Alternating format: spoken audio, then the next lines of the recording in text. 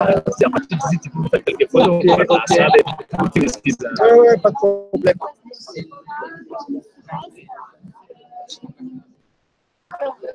Ouais, c'est ma soeur.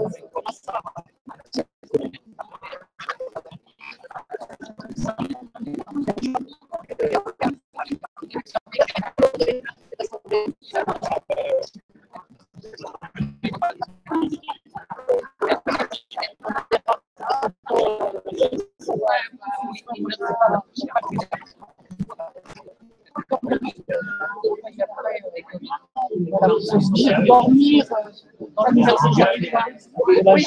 comment ça s'appelle? Ah oui,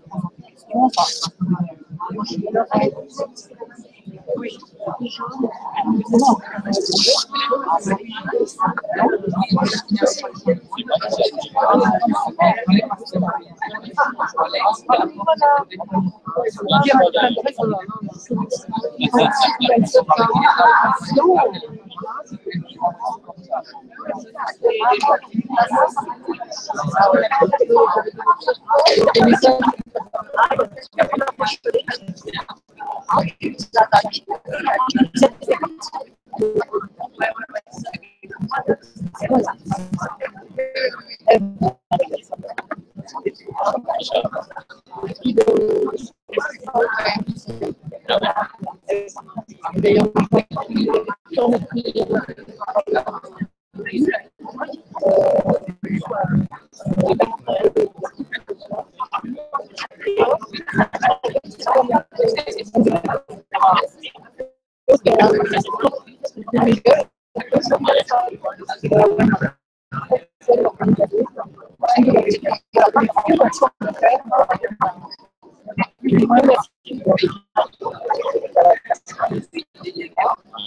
dans les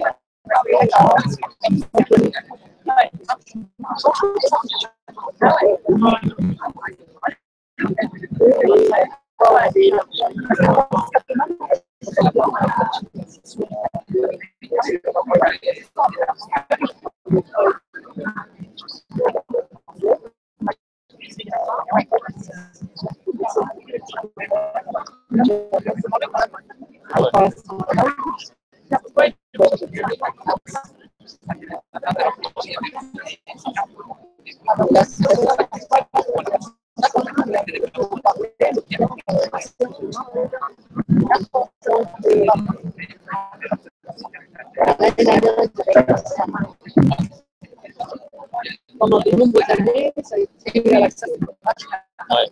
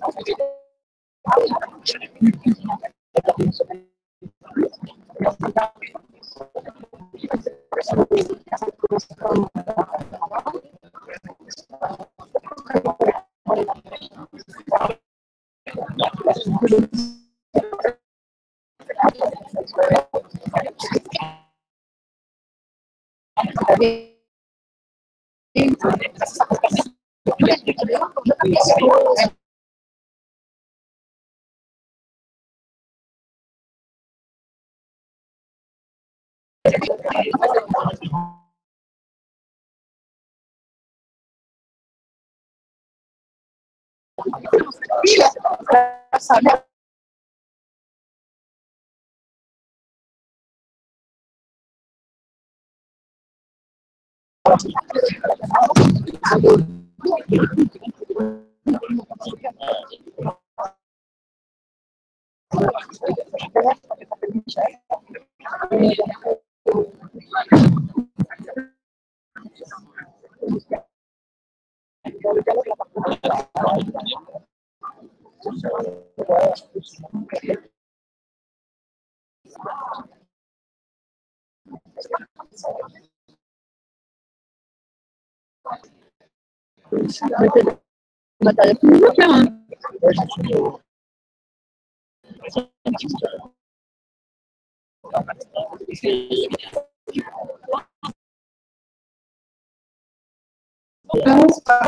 rapport à la prochaine plénière du 19 heures, dans le grand amphi 630, dans les amphis B et C. Donc la plénière de 19 à 21h, l'Assemblée des mobilisations. Pour des raisons techniques, nous ne pouvons retransmettre que la version française dans les amphis B et C. Mobilisation suivante. Le grand amphi, c'est-à-dire l'amphi 630, qui aurait les non-francophones. Pour les francophones, ils iront en priorité dans les amphis B et C, et seulement si nécessaire dans le grand amphi. Et pour les personnes qui seront donc dans les amphis B et C, c'est-à-dire les francophones, vous en profiterez pour rendre les casques avant, pour faciliter la gestion des casques à la fin de la plénière. Merci. Et également, on attend les bénévoles de la sécurité à 19h à l'entrée actuelle. Voilà, merci. On reste là, mais il faut quand même se déplacer pour faire des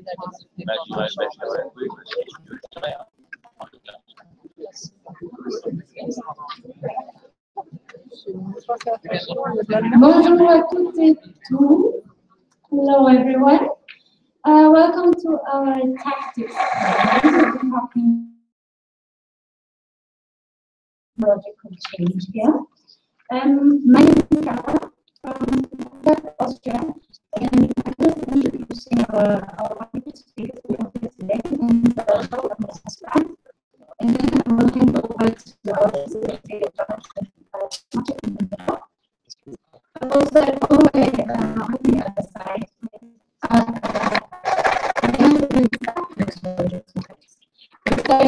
all the way on the other side, she works with a platform against the privatization of the channel the second in Spain. So she works in the field of what is the basic human rights and next to her, we have Richard Colquhoun. He is also of grassroots campaign in the UK, and he will be speaking about AIDS today. Against the expansion of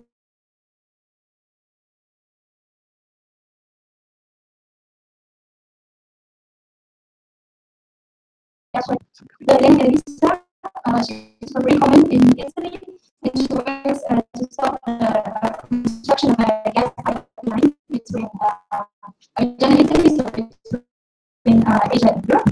And basically, her last comment is from Mali. He's working for the global convergence of land and water struggles.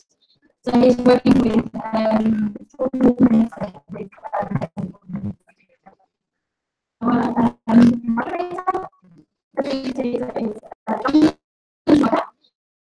we invited him to come from the United States. He's been working with social justice groups and social movements for 20 years.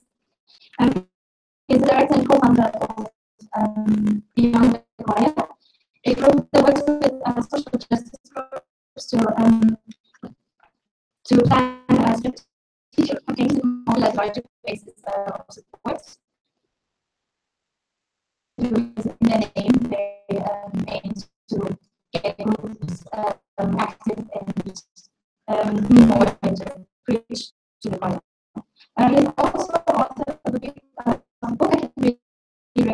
in Germany have two. There's a couple of copies.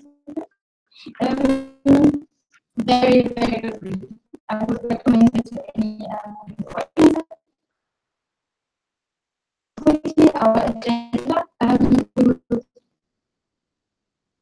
We will have the panel.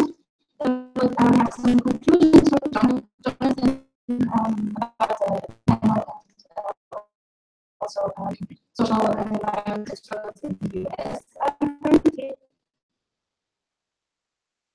The Q&A section. And we're talking about in this European University about some alternatives. Today we'll be talking about which action we need to take to promote the sort of Russia needs to create a social and ecological transformation. And as many of you might be aware, currently there is one of the largest active civil disobedience in Europe happening. I'm talking about Emilia Länder in Germany, where a couple of thousand activists block whole fields in Germany and reinforces attack, standing solidarity with this kind of activists. Unfortunately, the person already could be here.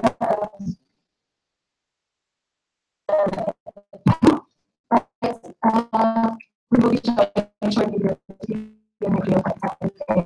And this video is a summary of what happened last year. So this is something that's actually in the video of which something happened right now, and also in the video.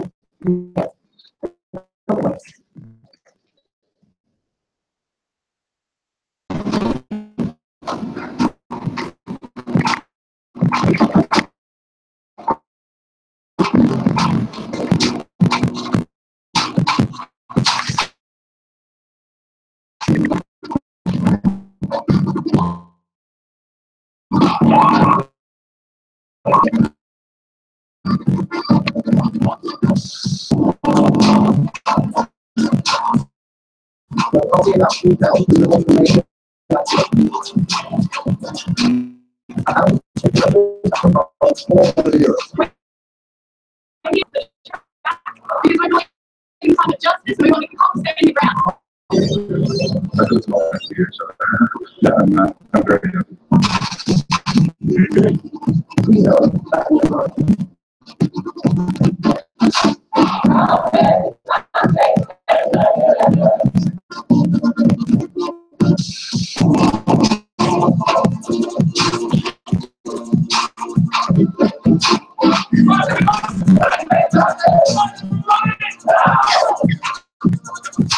We need to act with everywhere we can. I'm sure these videos is for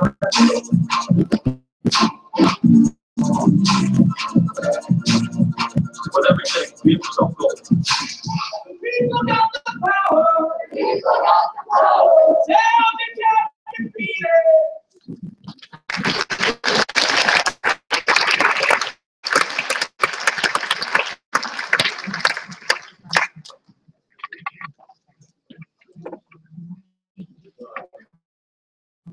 Hello, everyone. Our first question, we're going to have our panelists respond for about 5 minutes each, describe the struggle that they're part of, and to tell us about it. So we'll start at the end here. Isabel.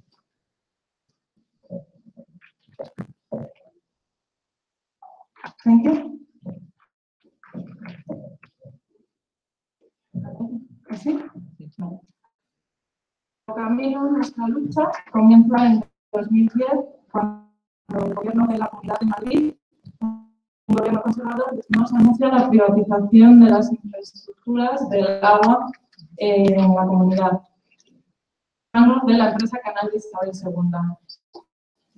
Introduciros que esta empresa se creó en 1851 con el objetivo único y legal de garantizar los servicios del ciclo integral del agua a la ciudadanía que le encomendaba el gobierno de la región. Era muy valorada técnicamente por la ciudadanía y tenía bastante aceptables. Esta empresa garantiza el suministro a aproximadamente 130 municipios que conforman un total de 6 millones de personas y unos 2.000 trabajadores. Este proceso se realizó de forma opaca y sin la justificación a la ciudadanía. En este año estábamos en un periodo de crisis del sector que afectaba principalmente a la construcción. Y en este año las Naciones Unidas confirmaron el agua como un derecho humano. En este contexto, y con el objetivo de articular la asistencia ciudadana, nace la plataforma contra la privatización de canales a ESU, impulsada por la TAC y que se consolida con la incorporación de grupos ecologistas, sindicatos, organizaciones, partidos políticos, trabajadores y trabajadoras de la empresa, profesionales, etc. En la creación fue la colaboración con el la creación de implantación en las plazas y pueblos y después debate del agua a la ciudadanía. Si bien es cierto que nuestras primeras reivindicaciones iban dirigidas a la propiedad pública de la empresa, por este proceso, durante estos 7 años, nos hemos centrado más en el modelo de gestión. Y el motivo fue por la realidad y por los sucesos que han ido sucediendo. Desde el 2001, esa empresa, pese a ser propiedad pública, empezó a invertir en otras empresas de Latinoamérica, formando un conglomerado societario y llegando a trabajar en más de 35 empresas, interviniendo en el proceso privatizador del espacio. Ya en 2012, la Comunidad de Madrid paralizó el proceso de privatización de la empresa. Sin embargo, ha mantenido el modelo que se creó, es decir, mantiene el porcentaje público, pero a través de una sociedad anónima que regula. Esta es una sociedad opaca, no realiza rendición de cuentas a la sociedad y las administraciones han perdido totalmente el control ante ella. De hecho, en los últimos tiempos han tenido que reclamar vía pública que se les facilitara. Esta sociedad se ha materializado con el objetivo de beneficio. La ciudadanía ha aumentado la factura entre un 10 y un 20%. No en la parte variable que incide en el consumo, sino en la parte fija. También ha tenido incidencia en la empresa, es decir, ha disminuido las emisiones en esta, de los trabajadores, incluso llegando a vulnerar sus derechos, sin la firma de un convenio colectivo propio. Ya no somos considerados usuarios, ya somos clientes. Y como tal,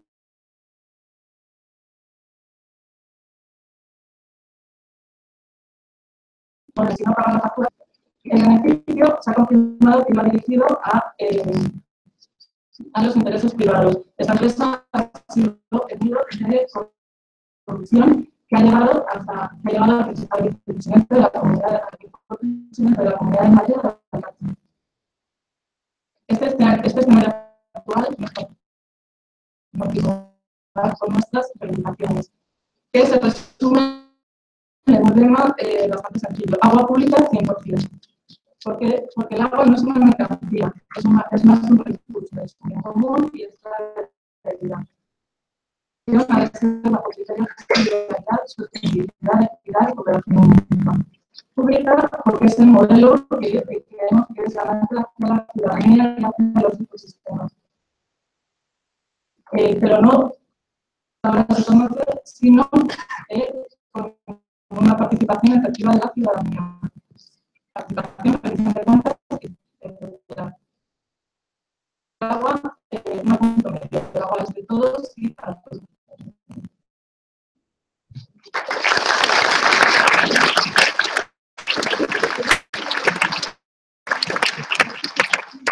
Hi everyone, thanks so much for coming.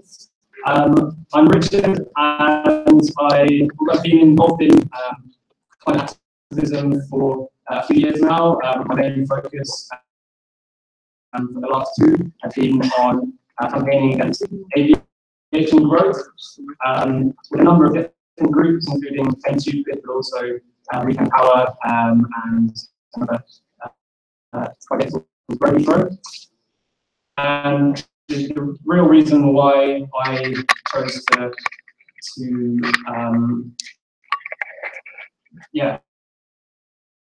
kind of front line. Aviation is the fastest growing source of emissions globally. It's often completely absent from public discourse. Most people don't know exactly how damaging it is. There's a huge conflict between what governments say about climate change and what they're doing about it, and aviation is no different. In the Paris Climate Agreement, which was signed 2 years ago, unfortunately, aviation and also shipping, two massively polluting industries, were completely absent from the final text. And I feel that when the official avenues on making an issue, we need to look at grassroots actions. And so just to give you a sense of why in the UK, in particular, aviation is such a big problem. Well, the UK flies more than any other country in the world, even more than the United States, which surprised me when I found that out. At the moment, the big area of growth is an area called Heathrow, London. Another runway, and it's already the biggest in the UK, and it'll put 250,000 flights into the air. So we up 4,000 homes in the local area, and it goes against the government's own guidance on climate change. They have legally binding targets, and at the moment we're already set to break those limits, but with another runway that's possible to keep within them. And also what I find interesting when studying this issue of aviation and climate change is the inequalities within the industry. Often people think when someone says aviation is a feel guilty for going on a family holiday once a year. But actually, when you look at figures of who's flying in the UK, at least, and I think it's probably true in probably lots of other countries, by the minority of the population, 7% of the participation might just be in the population. So the real problem is frequent flyers, and no one wants to touch that group because it is a very socioeconomically powerful constituency, and lots of the countries with falling into that groups. And so, yeah, this is really an issue that needs to be tackled at a global level. That it's those who are suffering the consequences of climate change who are least likely to fly.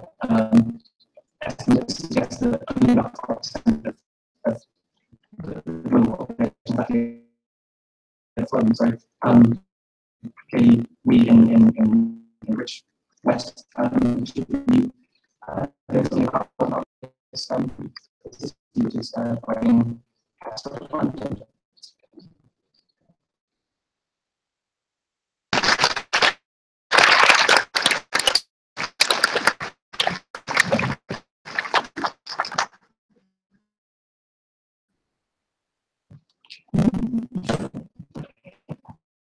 So, everyone, my name is Elena. I'm part of a collective based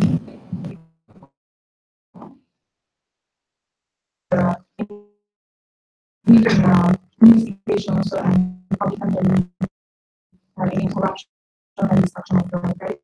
In Italy, Europe,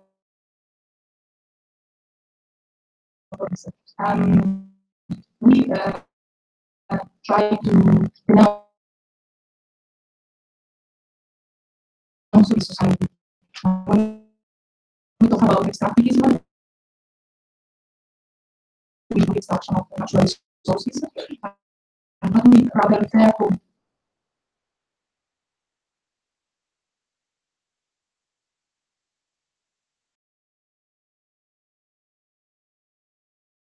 from society and from the territories succession for the better. How extractivism becomes completed. One of the examples which we consider systemic are mega infrastructure. So the mega infrastructure that we're going to talk about today is the Southernmost Corridor. This is a new gas pipeline with 45 billion expected to be paid to public funding. And the pipeline should connect Italy with Azerbaijan and then the gas route. So it's only gas that goes. Nothing will remain in the different countries involved. Georgia, Turkey, Albania, Greece, Italy. Also, the communities that are crossed by the construction will suffer the environmental and the social impacts. There will be benefits, and the entire need for this new pipeline is being questioned, not only by activists, but also by experts, even by financial analysts and by everyone that can actually today have enough information to say that it is not needed, it's not sustainable, economically, financially. So this project which is and our is to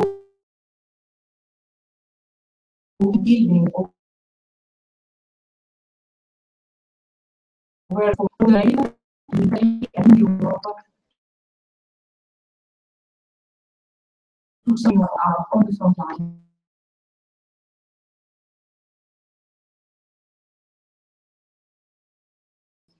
Slide people.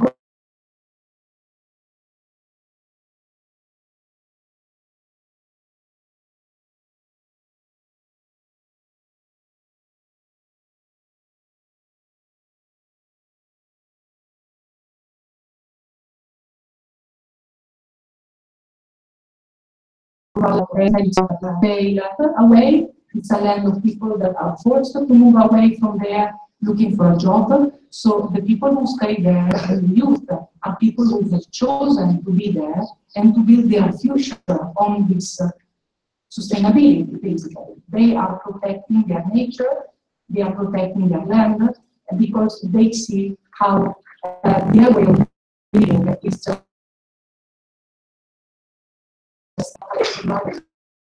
and the coming in of this industrial development,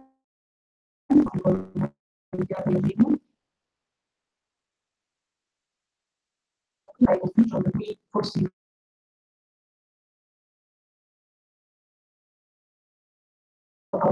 So, organizations were part of this campaign, dynamic between by there and by those that are engaging the distance. But what we see through the horizon for our action is really a transformation of society. We think that this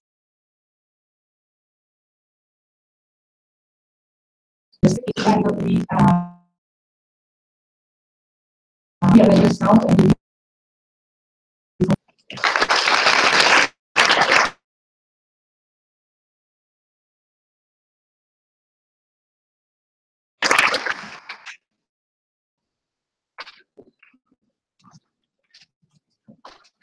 Je m'appelle Massafoni, je viens du Mali, je suis porte-parole de la Congrégation malienne des affaires humanitaires. Nous, notre lutte a commencé par un phénomène qui a commencé après le programme d'investissement structurel imposé par la Banque mondiale des États-Unis et des États africains. Le programme d'investissement structurel a un phénomène qui est dangereux pour nous, pour notre sécurité. Les biens communs, qui sont les biens communs essentiels, l'eau, la terre et les semences qui nous permettent de vivre tranquillement dans nos champs, ont été transformés en des marchandises. D'entre nous, on vit donc pratiquement nos ancêtres, nous, nos descendants qui vivent tranquillement. On vit leur terre appareil. Donc maintenant, cela a créé beaucoup de mouvements. Et qu'est-ce que ça même dans les quartiers populaires? Est-ce que les quartiers populaires ont été assez pour les mettre en place?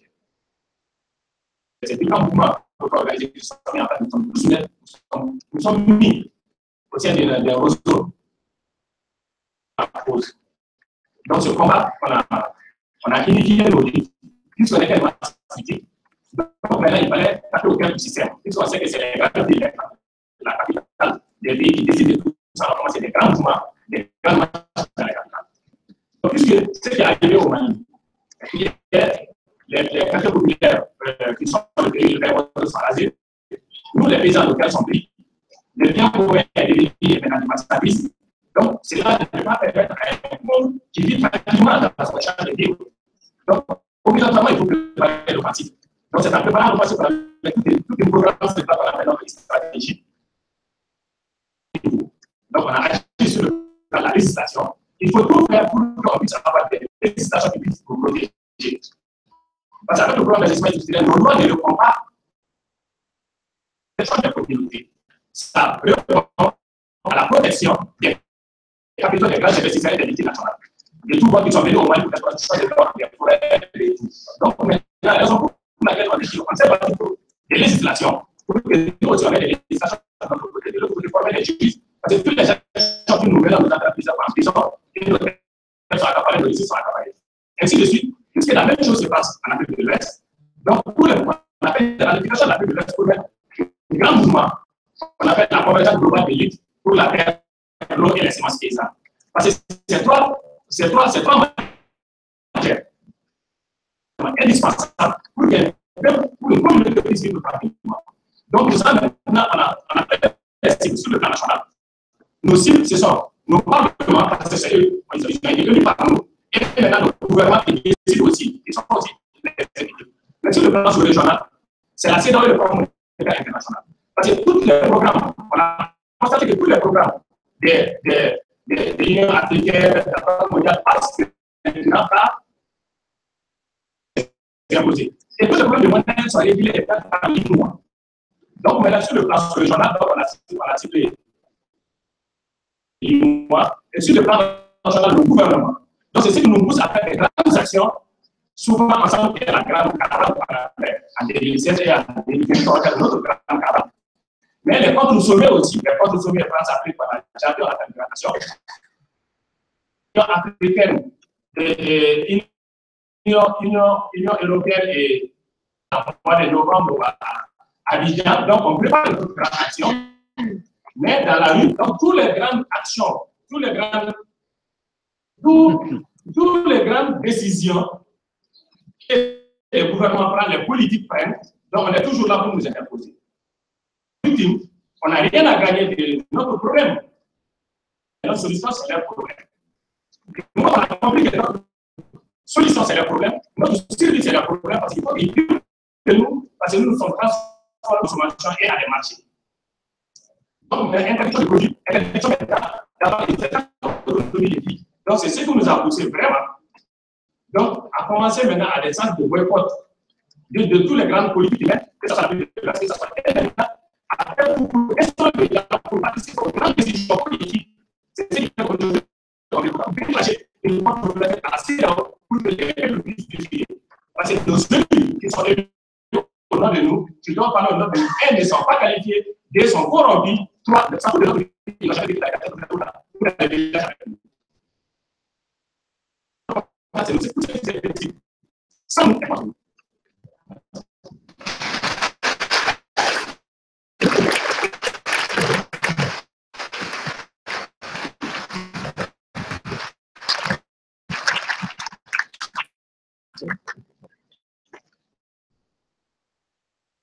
We're going to move on to a few questions that respondents each have 3 minutes to respond to. And we're going to just keep going in the same order because we have our slides queued up a few on that. So first of all, who's your target group? What groups are you trying to move into action? Who are you trying to move into action? Who are your partners and what are the alliances that are building in your campaign?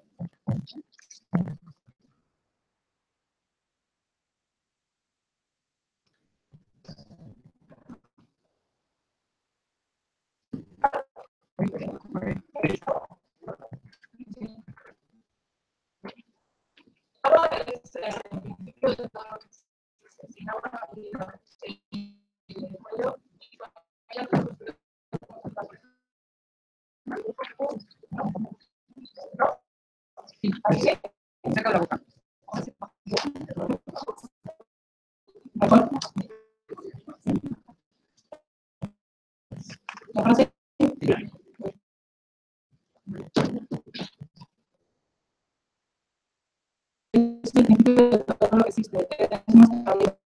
Gracias a Dios hemos constituido como sociedad. Por ello es organizada a toda la ciudadanía y a todos los movimientos sociales cívicos. Para todos y todas. Y nos organizamos en un espacio abierto, en el que todo el que quiera poner una bolsita está invitado. Hemos constituido un núcleo estable de personas que nos reunimos mensualmente, trabajamos de forma horizontal, inclusiva y participativa, definiendo nuestras líneas de acción y nuestros grupos objetivos. Es cierto que vamos valorando nuestras acciones, pero también hay una importante agenda mediática que va detrás alrededor de los sucesos que pasan en la televisión. Trabajamos en el territorio, hemos visto que somos un problema municipios y cada uno tiene sus singularidades. Por eso estamos promoviendo a nivel local y nacional la creación de redes. Hemos creado una red que se llama la Red de Ciudades Pueblos por el Agua Pública. Una distancia entre la ciudadanía y las administraciones. ¿Por qué? Porque es la administración local, según la constitución de nuestro país, la responsable del abastecimiento y saneamiento de la ciudadanía. El desarrollo de debates, proyectos, crear una base activa social que multiplique nuestras reivindicaciones. Los políticos son nuestros responsables, nuestros representantes son nuestros electos. A nivel local y regional. En España el problema de la privatización es importante. Alrededor del 50% de los municipios están moviendo las manos privadas. Únicamente por dos empresas, por lo que se crea un oligopolio. Por lo tanto, tenemos alianzas a nivel nacional. La pública en la que para convertir los movimientos de los distintos territorios, los movimientos sociales e impulsando las acciones que podemos hacer de nuevo conflicto. El programa nacional a la europea o global, las directivas europeas, etc. Por ello, también nos integramos con la pública Europeo del Agua. Participativa y cuyos objetivos son muy parecidos a los nuestros, es decir, defender el derecho humano y el agua como componente.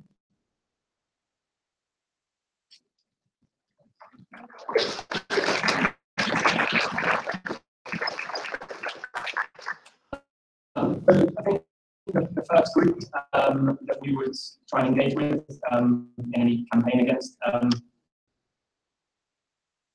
growth or expansion would be communities living around the project. You know, these are people who deal with huge levels of noise pollution, air pollution. In the case of Heathrow, these are already breaking EU limits.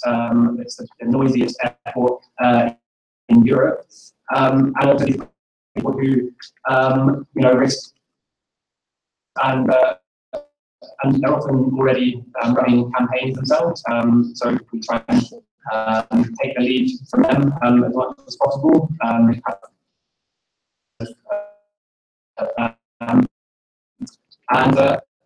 we also, you know, try and look for people who are concerned about climate change, but maybe don't think that you know, the current policy framework is doing enough, and they want to find a kind of front line, if you like, in the fight against climate change. And so, yeah, we try and keep a broad coalition of different groups, political parties, trade unions, green NGOs who are all interested in joining the campaign. And then, as today, there's groups like us all around the world. We had a meeting to discuss strategies for aviation growth. It was great to hear all their experiences. Yeah, we try not to turn anyone away, because I think alliances are really the key to winning campaigns.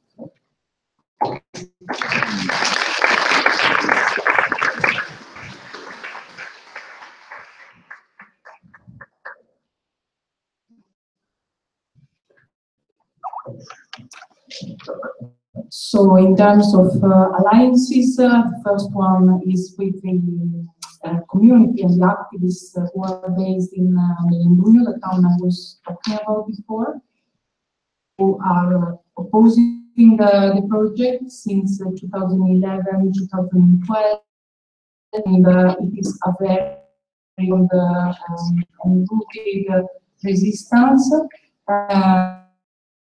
Then we try to contact the communities who are affected by the construction of the pipeline in every country which is crossed by the project. So from farmers in Greece who basically see the project aiming to go across the most fertile area of the north of Greece, which in their view is going to destroy their future and is going to put at stake not only their personal life but also the food production for the region. Communities in Albania which have been literally threatened by where basically the project is considered of priority. So whoever is speaking against it is taking the right for doing it. Human rights activists, journalists in Azerbaijan, which are trying to call for democratic space in a country that is becoming more and more repressive. Many of them have been arrested, then they have been released. Difficult relation that we are keeping. Same for activists in Turkey, where it's just impossible to talk about this gas pipeline and the implications. We managed to produce a massive journalistic investigation which exposed the personal interest even of the head of state there and also of the head of state in Azerbaijan. Then other allies include the groups in Europe. We are part of a coalition who is targeting the European Investment Bank and the European Development, so that are going to finance the project. We managed so far to stop any part of the Trans-Adriatic pipeline, which is the last section of the pipeline. We managed to delay the construction, so I think that the strategies are working, and we will continue.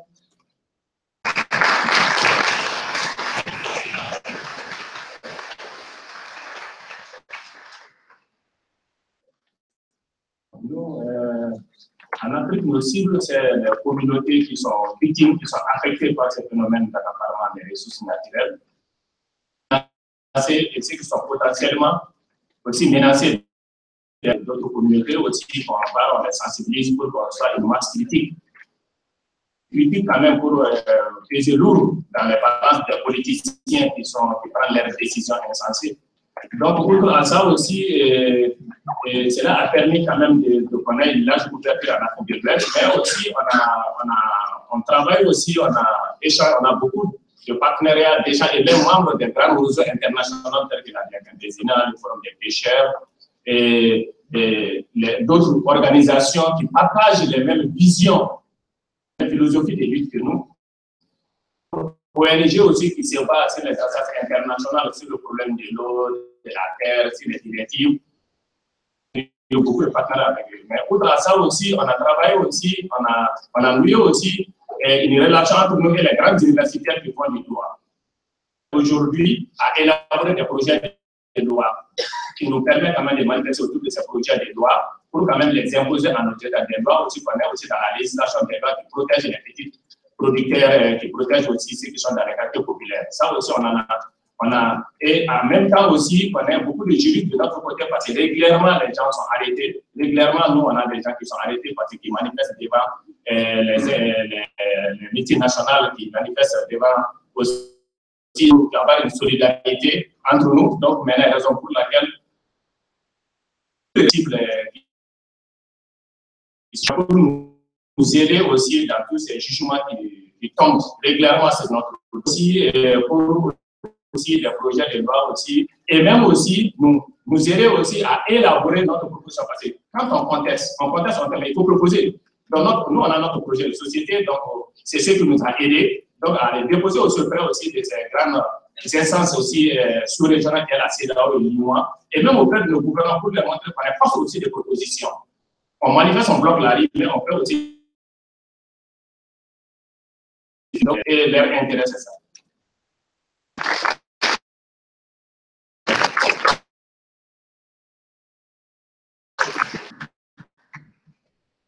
Everyone. Get into talking a little bit about what kinds of actions that you're taking. So what kinds of actions are you taking in your campaign? Folks have hit on some of these things already, but how do these actions move forward with strategy? Like, why are you taking these actions as opposed to other ones?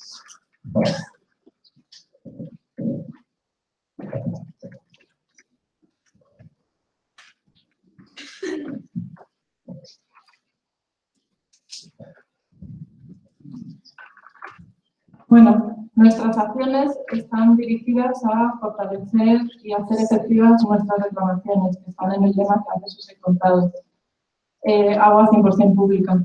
Pero también para fortalecer y dar continuidad a las redes, tanto que hemos creado como en las que participamos. Nuestro comienzo tuvo como clave la movilización ciudadana. Fueron las movilizaciones del 15M las que fortalecieron el discurso y nos activaron en charlas, más manifestaciones, recogidas de firmas, etc. Y también a participar en la parte lúdica, es decir, participábamos y organizábamos expositorios.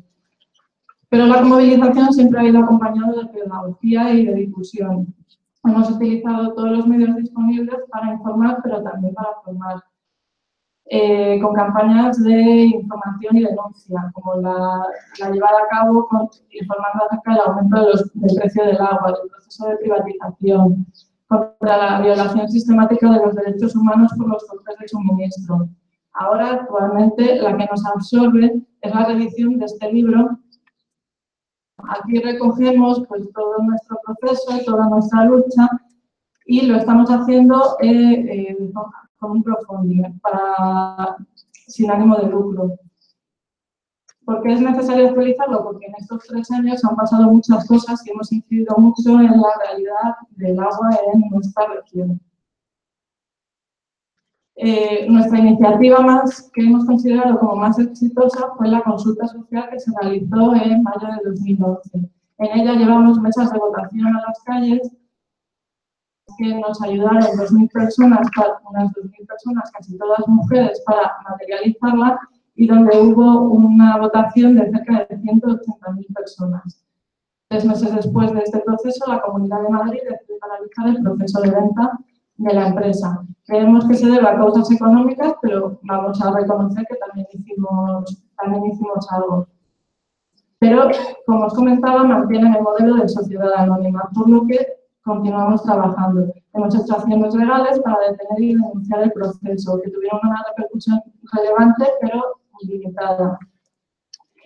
También creamos propuestas. Hemos mantenido continuidad y una importante campaña de incidencia política para que sean ellos quienes también recojan y se responsabilicen. La primera fue una iniciativa legislativa municipal que se llevó a los plenos de los ayuntamientos. Y antes de las elecciones de 2015 lanzamos sobre la gestión del agua que firmaron asociaciones y partidos políticos, excepto el Partido Conservador, claro, con el compromiso de defender en su programa político y en los próximos 4 años un modelo de gestión sostenible. Y también hemos impulsado numerosos encuentros con municipios en donde hemos ido tejiendo líneas de acción para los próximos 4 años, que ya veremos cómo van resultando.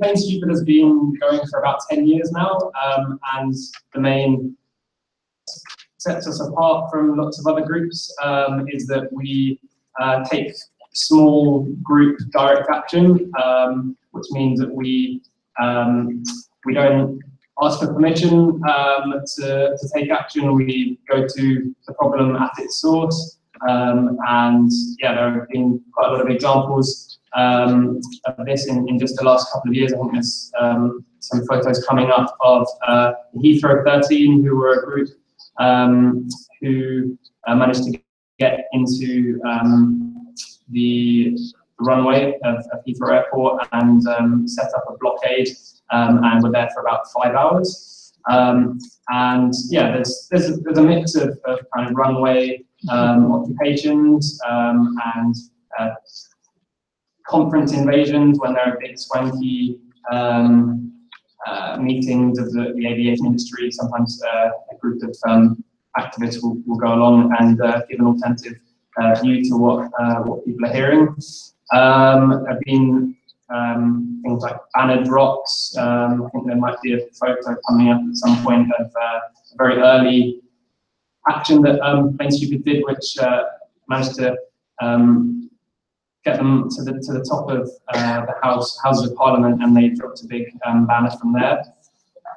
And yeah, there are other groups which take more kind of accessible, larger scale actions, but I think for the issue of climate change and aviation really in particular, it's quite difficult to get anywhere near airports in large groups. So I think that's why Plain Stupid has chosen this method, and basically it's a way of disrupting business as usual. It opens up a space in the political debate. You can usually manage to get some coverage in the media, which is often not so easy for difficult issues like aviation growth. It makes these projects seem controversial, which they are, but they're often not reported. It's often a very one-sided view that you get. Yeah, it keeps the ESU up on the agenda, and hopefully it encourages others to feel like they can take action as well. And yeah, it's basically about countering the dominant narratives that there are about aviation growth, and offering alternatives.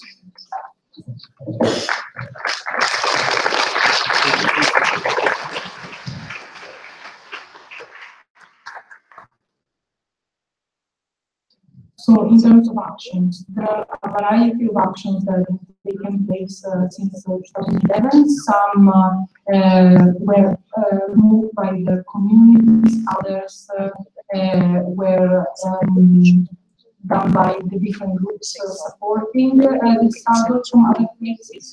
What you see there is an example when in March and April, the community suffered heavy repression by the police, who was sent by the government to protect the machines of the company, when the community was non-violently blocking those machines. From the beginning of operation, we came out with an editorial that was titled "Not Up, Why Not Up Here or Elsewhere," and the purpose of it was to put some content to really explain to the broader public, who could only see every single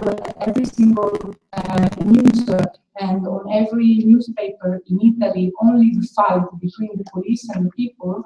We wanted to explain the reasons of the resistance and the reasons of the opposition, and the thing had a massive impact. It was shared something like more than 10,000 times. It went across everything. We were called by the main news, by everyone.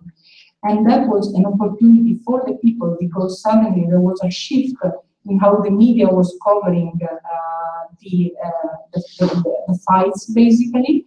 And they suddenly realized that actually it was not a fight, but it was rather people protecting their territory and police violently attacking. And it's quite rare that you see mainstream media reporting about it in such a way. Then when in 2014, for instance, it was very key for people to have their voices heard about the environment.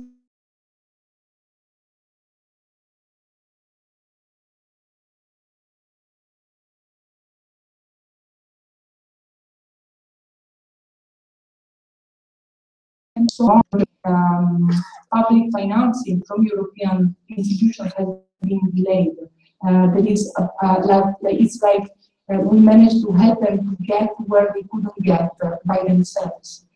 And there were like concerts being organized, door-to-door information of every single family in the communities about what was at stake, what was the real impact of the construction. And a lot of dynamic on the social media to counter the education campaigns by multinational, because it's a multinational based in Switzerland who wants to build such a pipeline. So, yeah, a variety of things. Last thing I want to know, it was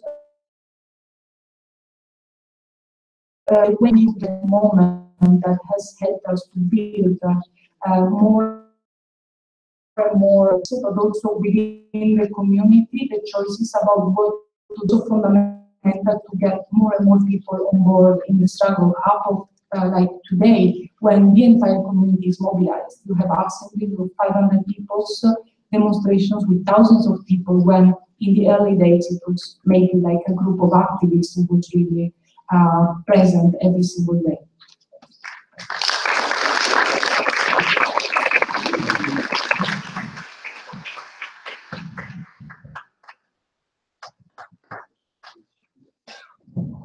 Les actions que nous menons en œuvre, genre de type d'action, qu'on appelle des actions concrètes, qui sont les grandes marches, avec l'arrivée des investisseurs et tout type de nous occupe pas, on organise des grandes marches dans la ville. Dans toutes les marches, vous avez vu, on a fait des grandes marches. Lors de ces marches, on a fait la cité administrative, la cité où il y a les ministres. Donc, tous les paysans, on peut faire venir 2 000, 3 000, 4 000 paysans pour venir 3 jours devant le ministère pour leur dire, donc, soit vous allez nous nourrir ou soit vous ne rentrez pas pour aller travailler. Donc, maintenant, ça nous a permis quand même d'avoir la loi, quand même, certaines pressions pour nous mettre d'avoir la loi. Mais il y a aussi ce que le président il veut aller chaque fois inaugurer des trucs politiques pour montrer qu'il est en train de travailler. Et nous, chaque fois qu'il veut aller inaugurer, nous, on est là pour boycotter. Donc maintenant, on a empêché, une fois aussi, on a empêché le président de voyager pour aller en Chine, parce que les Chinois sont devenus des grands accaparateurs de nos pays. Donc on a empêché les Chinois d'aller, le président, parce qu'il passe par le boulevard d'indépendance. Donc on dit, bon, le boulevard de ça c'est pour nous. Il peut passer par un autre chemin pour aller en Chine. Et nous,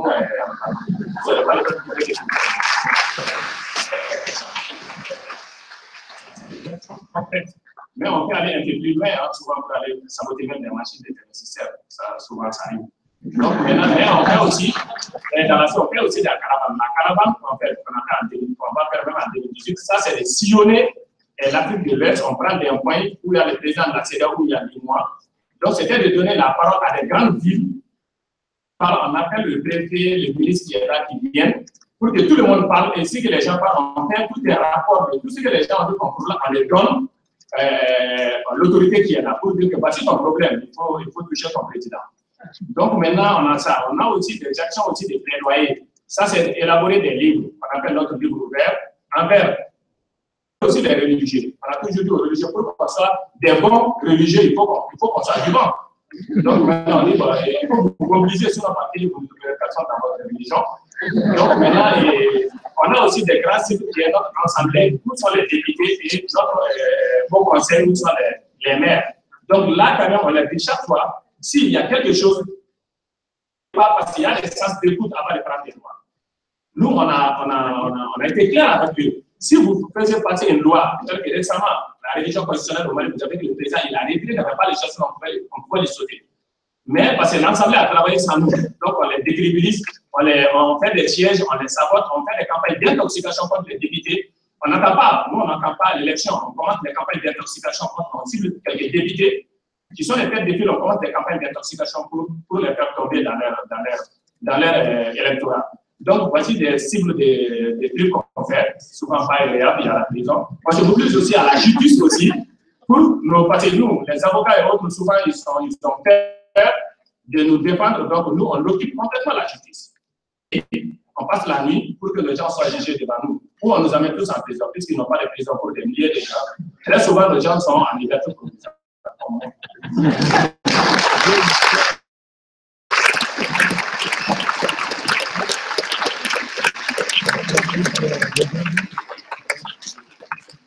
Okay, we have one more question for our panelists, and then I will be giving some reflections, and then we'll be taking questions from you. The last question is, what's the role, and some of you have already, but you can say more, what's the role of civil disobedience in your work, in your campaigns? Is it necessary? Is it effective?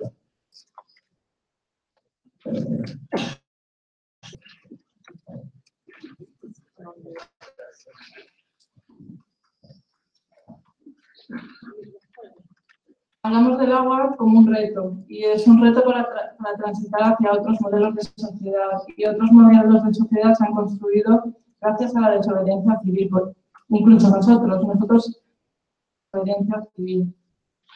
El 15M llevó el problema del agua a plazas y pueblos, pero también constituyó un germen de acciones. Las candidaturas ciudadanas accedieron a los gobiernos locales, a los gobiernos regionales, a nivel estatal.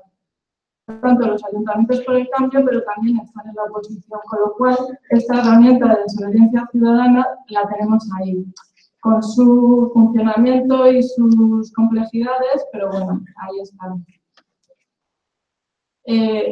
Estas formaciones han impulsado nuestras reclamaciones y se han convertido en una herramienta para materializar propuestas. Por ejemplo, en 2016 presentamos una ley reclamando un mínimo vital que garantice el derecho humano al agua. Y también hemos elaborado una propuesta para la paralización real del proceso de privatización y la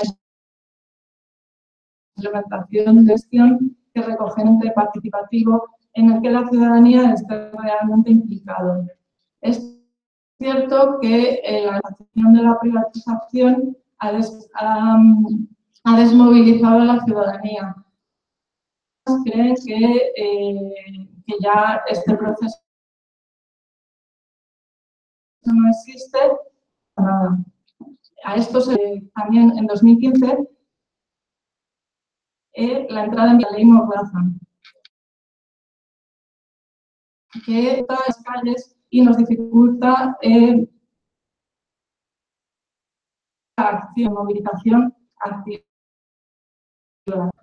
También lo que antes ha sido una germen también lo que ha sido un germen para los movimientos sociales, ahora con la entrada en las instituciones, estos se han vaciado. Estos espacios necesitan de más personas, más activistas, que nos ayuden con el discurso, con la difusión, con las campañas.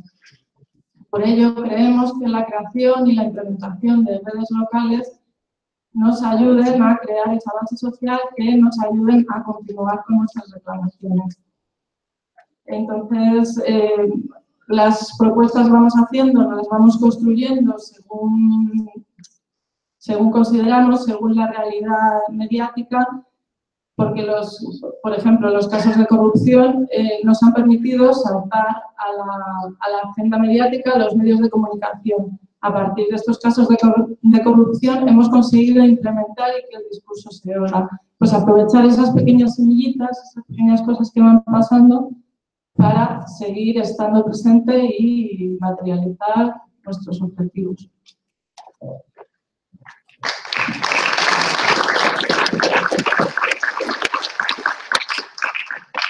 Yeah, obviously civil disobedience plays a major role in everything that we do. It's, in my view, a really essential element in a lot of campaigns, but particularly with something like aviation growth, where there just isn't a kind of political discussion happening about it. Most politicians don't really want to touch the ESU at all. And you know, like me, don't have access to politicians like the industry does.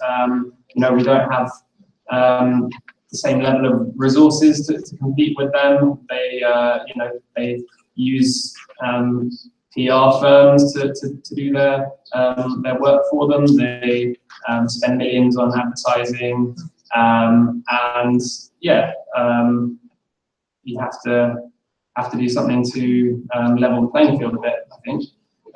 But at the same time, I don't think it's enough on its own. I think you need the full range of options. I think some of the the usual methods can get you somewhere, and they can definitely kind of legitimize you in the eyes of some members of the public, which is useful. Yeah, I think it's probably best when it's part of a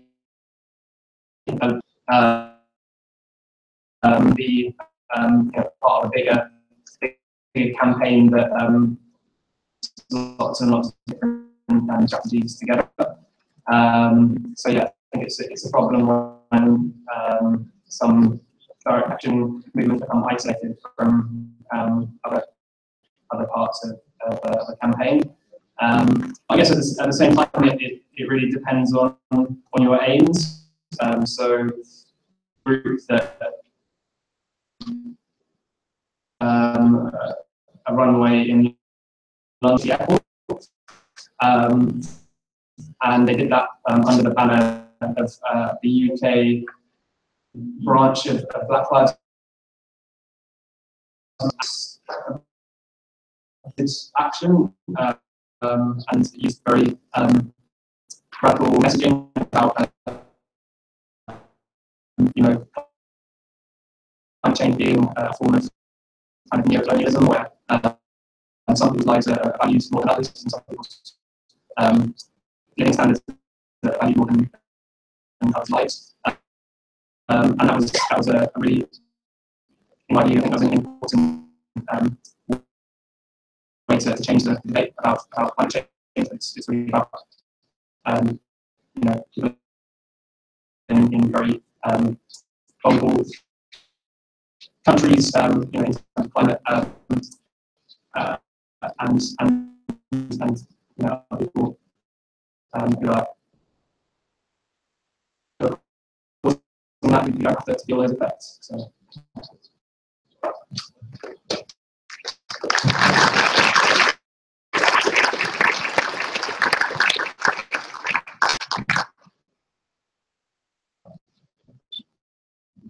I think that, like, at least from my experience and from the experience of this specific struggle, civil disobedience is actions are just like as all the other actions, the right moment for doing that, and the decision of when is the right moment, and whether doing it is, because it depends from the kind of space that you are able to create for people to have the conversation, and it depends a lot from the individual. So I think it's a discussion that when you try to have it within a community, of each of the individuals that may be involved, and how we continue to relate to the rest. So in the case of Italy, of telling to see how the very difficult time of the police repression that was concentrated in like 4 or 5 weeks between March and April. Then they were forced to do operations because of the agreement where they say that during the season we should do construction. So end of April was a deadline, and October will be the new beginning. So we will see it coming again. But at that time, what happened is that when people have seen the police arrive, they were finally realizing that they're themselves non-violently blocking the roads, and the police coming there was just like the thing that they wouldn't, like no one of them wanted to see that moment to come. But when it came on the front line, you had mothers, grandmothers with their children, you had men and youth, and you had the mayors who were there in their official kind of super, and they are those that have been beaten up by the police like everyone else. And they are those that try to negotiate the stop of the violence, and they succeeded for a couple of days, and then started again. And they are those that at the end announced that they were basically up to just give up the official symbols of the institutions, because they were saying, we are here, but we have no power on our being just overtaken by the state in a very violent way. And I think that that was a process where community needed to go through.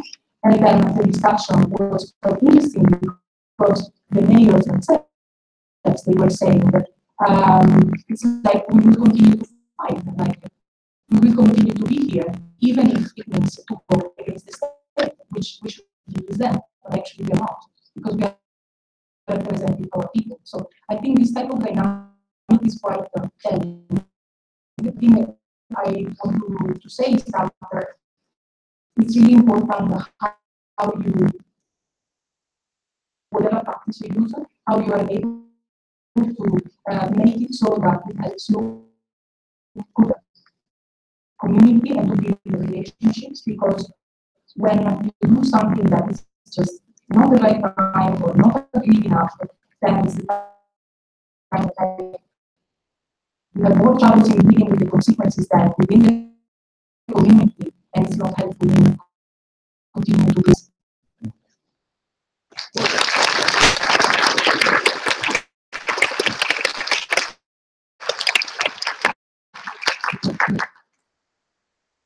La désobéissance à notre cause. La désobéissance, désobéir à quoi? Désobéir au système de banque mondiale et économique qui ont dit des présidents pour les soins dans notre pays. Obéissance, si il y a un mort. Obéissance à notre cause. Depuis en fait, on a eu à faire. On a pu quand même récupérer beaucoup de terres. Protéger, mais ce n'est pas les actions. On a fait ces terres, on a pris les dehors, ils ont pillé les bagages, ils sont allés. On a une loi foncière rurale au Mali. Ce n'est pas la lutte. On a fait des grandes. On a une bonne manière de. C'est tout, c'est des. Il va faire attention à toi. Donc maintenant, c'est pour ces grandes actions. Aujourd'hui, on a une politique foncière, agricole qui est adaptée par le Conseil des ministres. Ce n'est pas fortuit. Inadaptable, parce que nous, on sera dans la rue. Donc, ce sont ces exemples concrets qui ont pu faire changer quelque chose. On n'a pas gagné, on n'a pas pu changer le monde. Voilà. Mais ce sont ces actions concrètes que nous continuons à poser, à donner beaucoup de réflexions, même avec le gouvernement. Aujourd'hui, ils ont dit que la commission permet des réformes de la relative du code foncier. Le code foncier, on l'a arrêté depuis l'indépendance, jusqu'à 50 ans, personne n'a parlé. La code de la lutte aujourd'hui, ils ont dit qu'ils vont. Donc, ça veut dire qu'il faut. Le président, il a arrêté la constitution il n'y a pas une semaine. C'est lié à la désobéissance. Au pays, ça veut dire qu'on est d'accord avec tout ce qu'ils font, donc ils vont nous atteler tous. Ou nous transformer en des esclaves modernes. Donc, pour nous, la désobéissance, et tous les victoires qui viennent à la désobéissance, il y a qui les dit.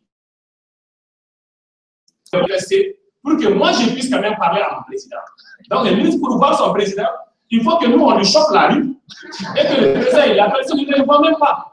Et il y a un ministre qui nous a dit ça. Il dit, pour que le président puisse m'écouter, dialoguer avec moi, il faut que vous chopez la rue. Donc, ça veut dire que c'est bon pour nous, mais c'est bon aussi même pour notre système de gouvernance aussi. Parce que, donc, ils sont vraiment convaincus que nous devrons chauffer pour qu'ils tiennent compte que ça ne va pas. Si tu ne parles pas, ça veut dire que tout va bien. Pour nous, on n'a rien à gagner. Le système capitaliste, c'est ce système imposé. Désobéir, c'est gagner. Le choix. Notre solution, c'est leur problème.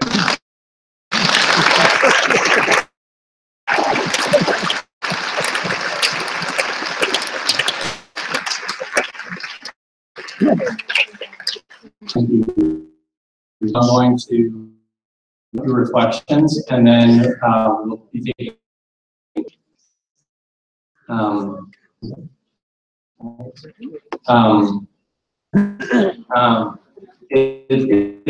I do, but we'll get to that. First, I want to thank all of the panelists for your important work and inspiring work. And also today, I'd also like to thank the conference organizers again for inviting all of us to be here. I haven't left the United States since the election of Donald Trump, and this is my first time out of the country. I have to say it is refreshing to be with some comrades across the Atlantic. So thank you for this experience, plotting with you about the moment that we're in, and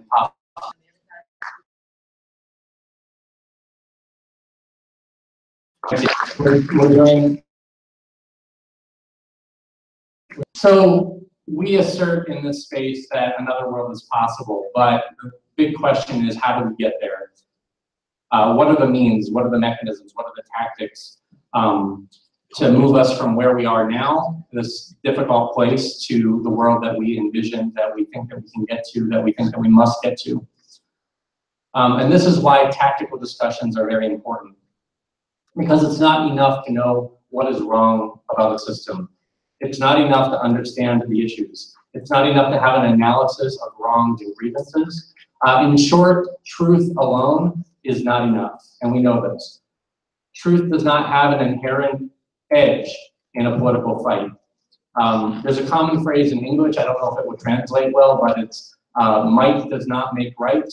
So just because you have power doesn't mean that, that you're going to do the right thing with it. For our purposes in a political struggle, we can invert this phrase, right? That also right does not make might. In other words, just being right does not make us have the power that we need to enact the world that we want. And you know, we can speak truth to power until we're blue in the face, but as we understand, power is not very concerned with our truth, that truth with power of our own. And sometimes we're not very good, at least in the United States. I don't want to have the hubris to think that everything, my own self-reflections about my movement experience in the United States will apply to everybody across the ocean. But in the United States, at least, we're not always good at recognizing that there is tactical and strategic expertise. The people who come to the front of the room often are experts on an issue, and we assume that because they have extensive knowledge and expertise about the issue, that somehow that gives them knowledge about how to navigate political terrain, how to build people power, how to navigate this difficult course. And we often don't give enough attention to questions of political strategy and tactics. So it's nice to be part of this conversation. And now in this political moment globally, it's probably as good as any moment to start reflecting about whether the tactics we're using are working, or whether we need to revisit them.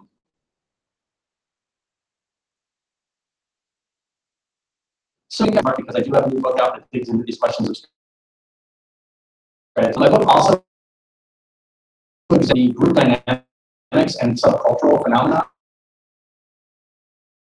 and from being able to see strategic and tactical questions for how to address them. Okay.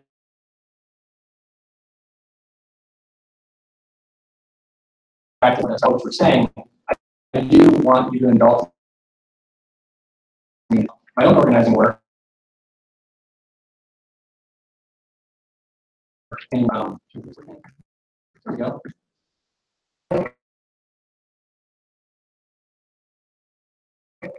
Is from 2 weeks ago, following the Charlotte Nationalist rally where a woman was killed. We didn't know it's about 19 hours notice. We put together this emergency on square in Lancaster, Pennsylvania. Now that might, people might not seem big to you, but the city of 59,000 people total.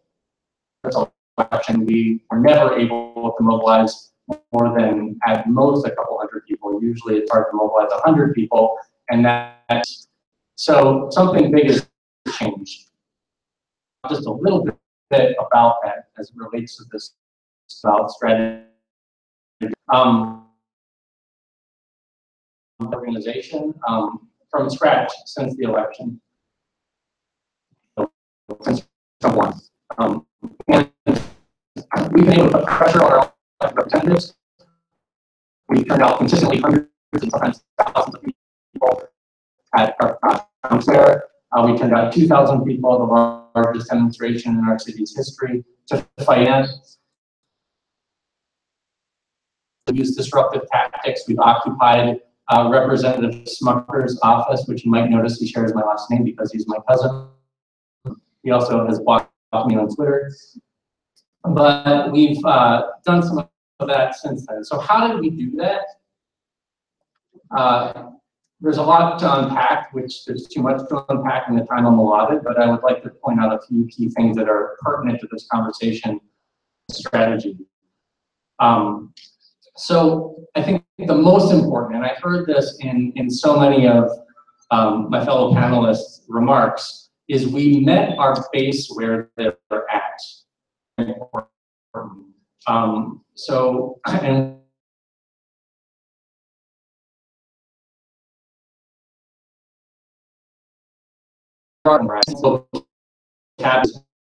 in terms of the vocabulary we used, social base that we wanted to engage.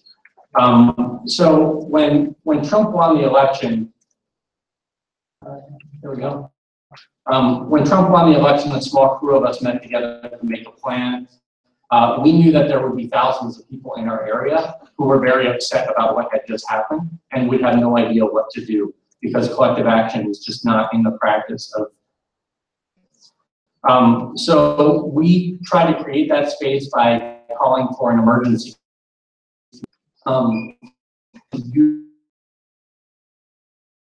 Action. We knew that eventually we would want to turn people out in this. We also knew that eventually we would want people to turn out for elections to change, as well as other Republicans in office, and to change the direction of. But we also knew that both protests were outside of the experience of most of the people that we thought we needed to organize. There just wasn't a culture of involvement in either of those things. We decided to create what we call a civic face. And so we put Lancaster in the name of our town at the start of it. We call it Lancaster Stands Up, so people would just see it as part of their existing identity. So we also were to use a lot of words place to place, but we studiously avoided this. And we avoided the word protest and protesters. We called them community gatherings. We talked about our town square. And we created this image. Our flyers mocked community aesthetics. And everything we did gave people permission, as everyday people who were unfamiliar with protest and politics. And I think that this was very important. And in our area, we had to do this to turn people out. I think in bigger cities, sometimes we can just do the more subcultural flyers and jargon and get enough people. But maybe some of these ways would help us in other areas too. But that's what we did here. And so the tactics we used, so we've gotten a lot of national attention because of the numbers that we turned out. And so our tactics have varied from things that people would think are very kind of, everyday, maybe tame tactics, like a canvas. The one picture that's a training for a community canvas that we've been doing, going door to door. Our members write letters to the editor. They call their members of Congress. We've also turned people out in the square, and we've recruited somebody to run. Actually, a very progressive person coming out of the movement. But then they've also included civil disobedience and occupying Representative Smucker's office, disrupting events held by some of our very conservative members of Congress. And we're just getting started with the civil disobedience. There's also civil disobedience going on down in the south part of town to fight a pipeline right now. And these struggles we've been connecting them. Is bringing our base along with us, and definitely heard this in a lot of what you were saying, Elena, about that there's not any right or wrong tactic, but we can think about escalating tactically. But if we escalate tactically and our base is shrinking as a result, we're not coming with us, or we're not building a base, we don't think that's actually escalating, and we don't think that our political opponents think it's escalating. Our definition of escalation, and we think our opponent's intuitive definition of escalation, is that we're increasing our numbers while we're also increasing our capacity for action.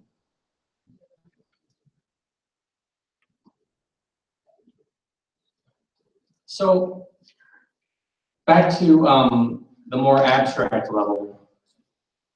And this relates to some of the stuff that's in my book, so you get a taste of it.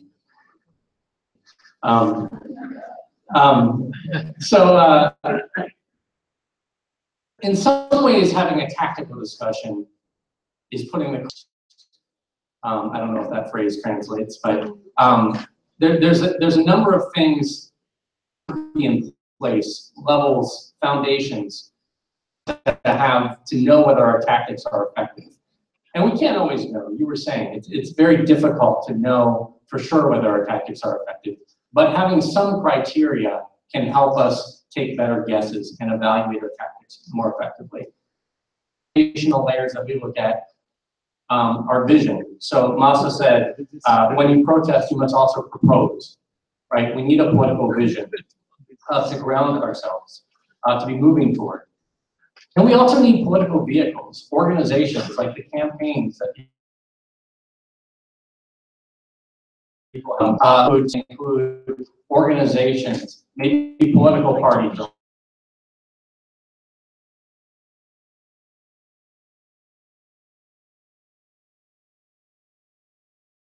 Vehicles, online political vehicles that can have and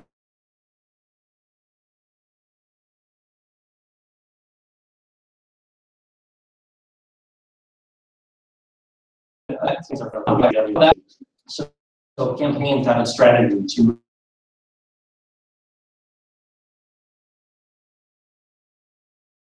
accomplish a goal. So a number of different campaigns that they have to take, to accomplish a piece of the vision.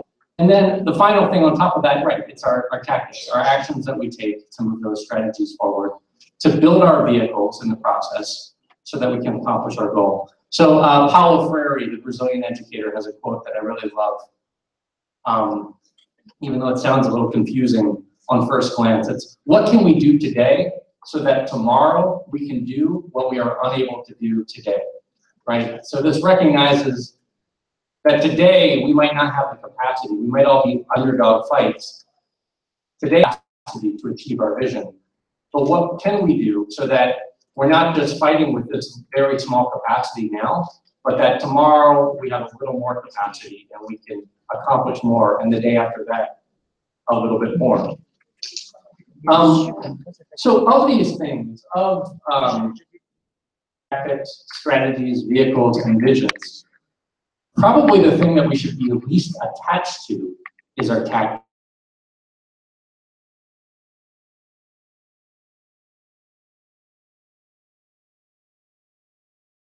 And there's not a tactic. So the question of civil disobedience, Elena says that just like any other tactic, you've got to evaluate it in relationship to your context.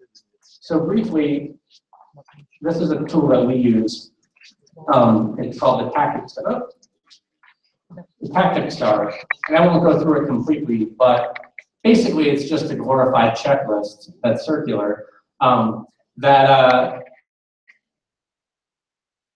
we ask ourselves.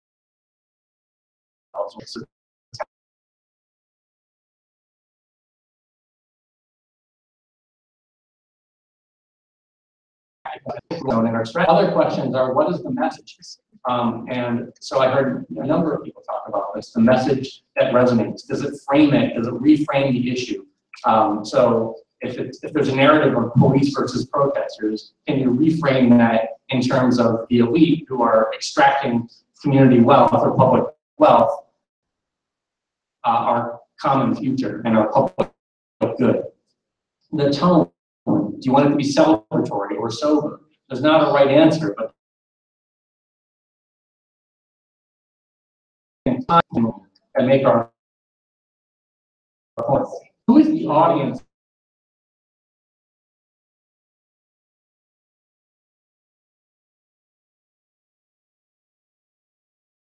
them is to move them into action. What allies is this going to impact? And what resources? How will this impact resources? So Araceli talked about how actions are designed to bring in new people into the action so that you come out of the action with more resources in terms of people power and investment than what you start at your point.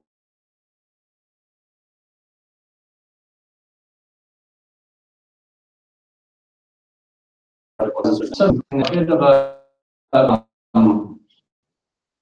logical lens about strategy. We take action, there's no strategy. And we might say we have a strategic. And I got to this, that one-off intuitive action, hit it right. And sometimes it's because if you haven't figured it out,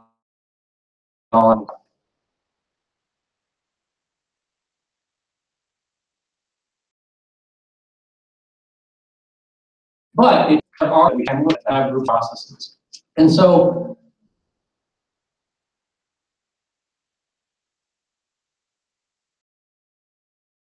on the list, on top of that, you have a strategy, and your actions are tactical. They're intended to move the strategy forward, to build the vehicle, to get us closer to the vision. But sometimes, on the right, we have a vision, we have a group of activists, this kind of blank thing that is in place, and then we have actions that aren't really tactical in terms of moving forward. Expressive. They're expressive of our identity as activists. They're expressive of our vision for a better world. There's nothing wrong in action of those things. Sometimes we can get into our action in terms of a strategic lens of building a bigger political force. And I want to suggest that in the United States over the past 40 years, and there's reason to believe that this on the right side works in activist circles. And I'm going to make a logical leap and say that neoliberalism is the culprit. What has emerged, where some of my research comes in, is activism itself has emerged as this new category. In fact, the history of the word activism, we didn't use it 50 years ago. There was politics, there were things like socialism and feminism, but there wasn't this thing called activism. And I actually suggest in the United States, I don't know the meaning of the word here in Europe, but in the United States, it's not just a new word for old phenomenon. There's something new and disadvantageous about this thing called activism in the United States. Collective and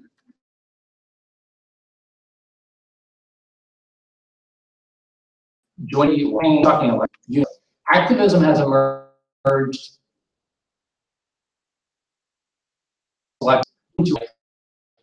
being a theater person or weekend or liking to play World of Warcraft. It's like, oh, you're a golfer? That's nice. I'm an activist. Or you're an activist? That's nice. I'm a golfer. I'm going to hit the golf course this weekend. You have fun at your protests. You do you and I'll do me. And so it's emerged as this special place, this special way of being, and this special identity that often kind of inoculates everyday people against seeing activism as relevant for them. And back there, but I'll land this plane and conclude by suggesting that the temptation and the thing that we have to be conscious of when we're looking at tactics and whether they're going to be effective strategically, there can be this special world called activism and this kind of life of the group that that can sometimes make us attuned to creating rituals that affirm our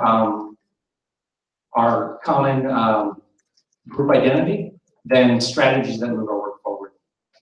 And we're going to now take questions from the group. We'll take every other person, a woman and a man, and we will take a few questions to 30 seconds to a minute, and then we'll take a round from the panel. Thank you, everyone.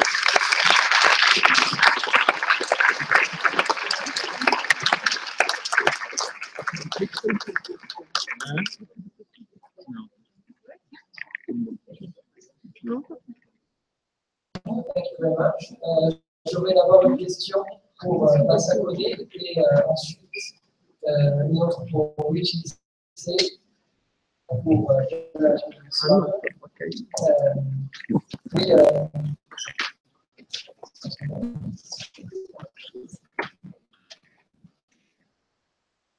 vous avez parlé de différentes professions qui étaient parfois ensemble pour lutter contre la justice.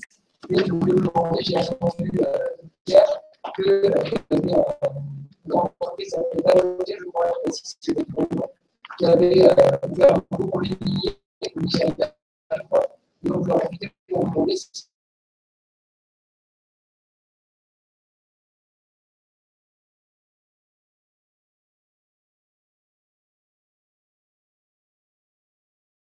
I wanted to ask you, it's very good to act against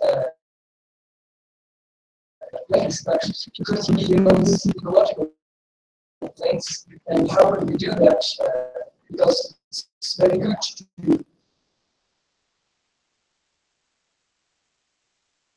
to do all the world. So it's international.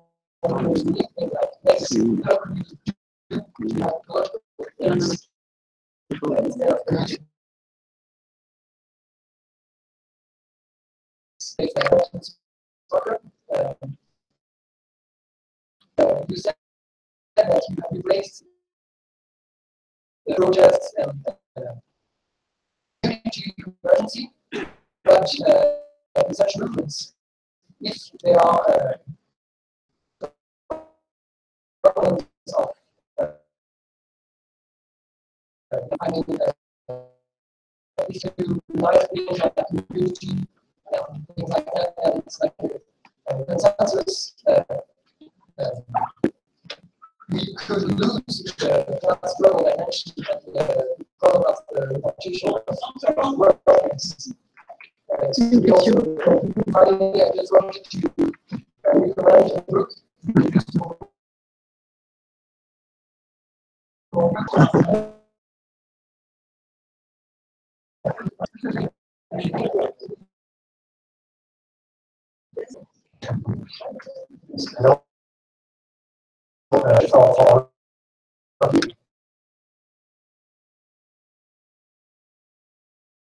Actually, the main goal, and my experience as an activist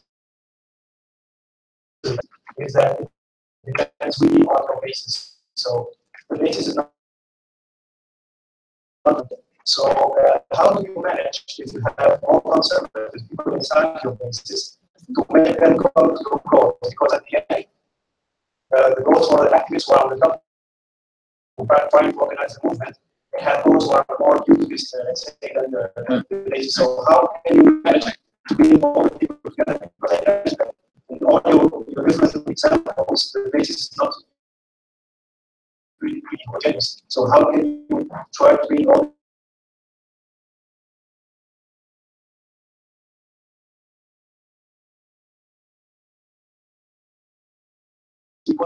I'm curious in your book,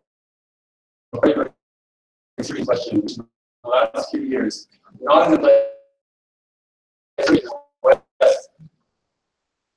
I worked just a few weeks ago right? So, you know, in Toronto 7 years ago, when I'm talking about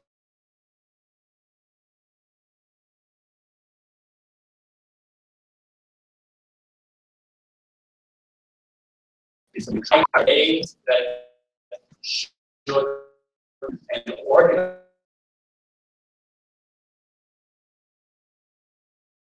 because they hijack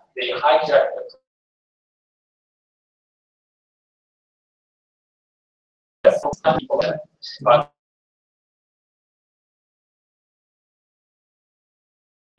never organized to deal with them. I've only heard of one case, and then I'll finish. One case in 2008 where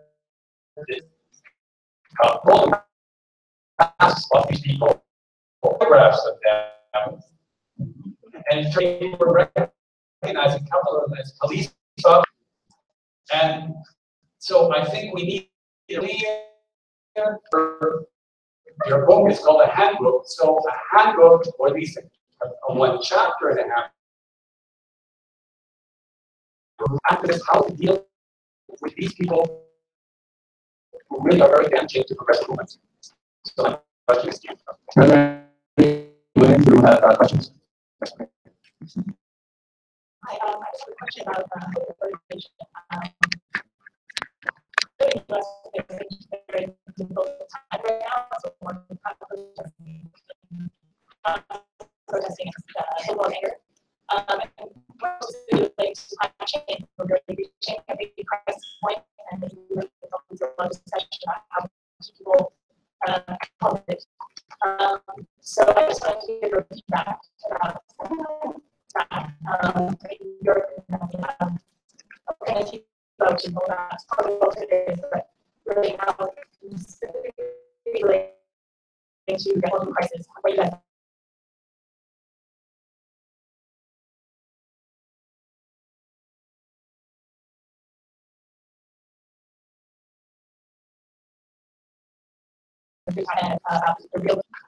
Oui, j'aurais pas une question à ça, mais vous savez,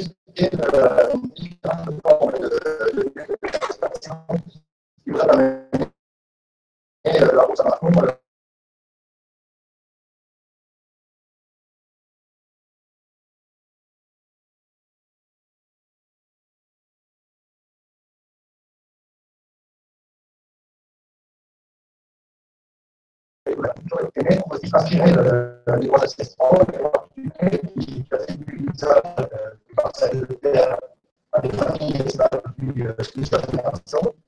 Je sens une équipe qui va être beaucoup plus difficile à faire dans notre pays, la propriété sociale appartient à l'État.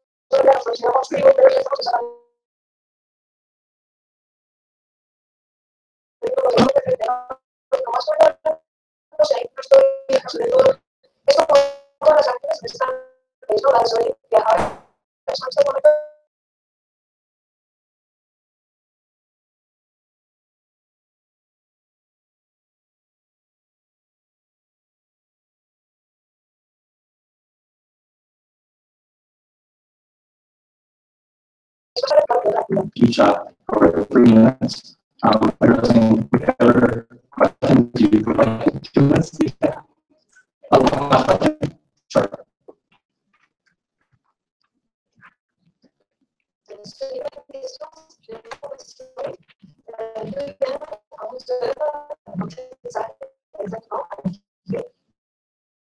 La protection du public qui présente dans l'action qui ont été créées de la forme de l'action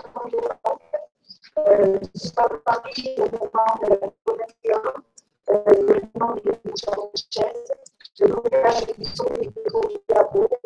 Donc, je vous invite à venir à observer dans ces salles construites et vous verrez ce que c'est l'action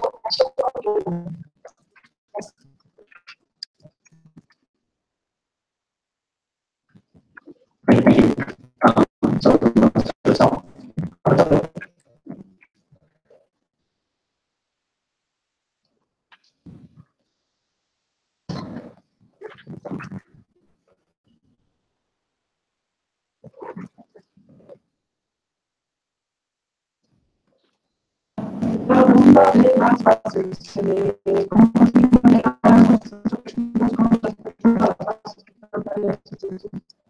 la fórmula que nos intentamos es buscar herramientas que nos permitan utilizar problemas comunes y cercanos. Todas las personas lo tengan en el día a día de los propios.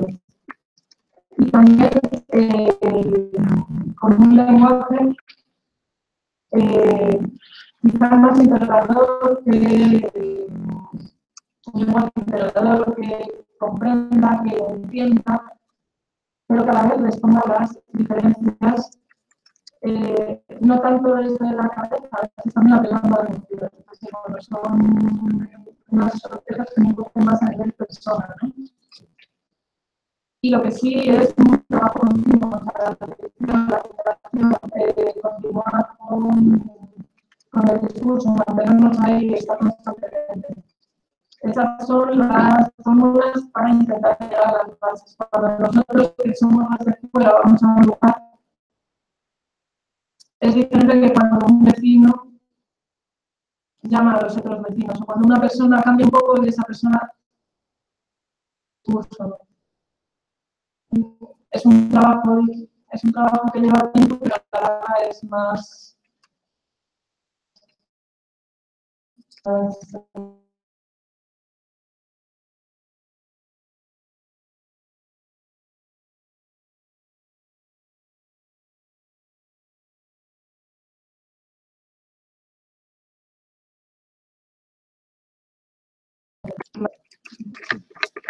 tenemos momentos que nos desanimamos, que vemos que no pasa nada, vemos el final del camino y lo vemos lejano, pero sí que es cierto que si analizamos los pequeños pasos, los pequeños logros que hemos conseguido, nos alimentamos, nos alegramos, nos emocionamos, entonces se hace menos difícil. También es cierto que nos intentamos cuidarnos como colectivos, o sea, tenemos un espacio lúdico para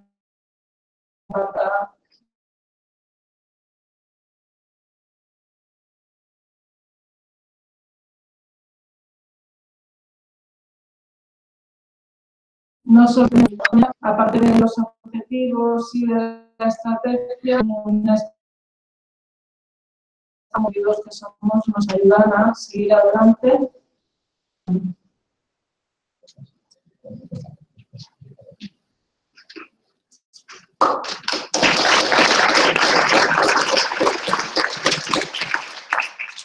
So the first question was about technological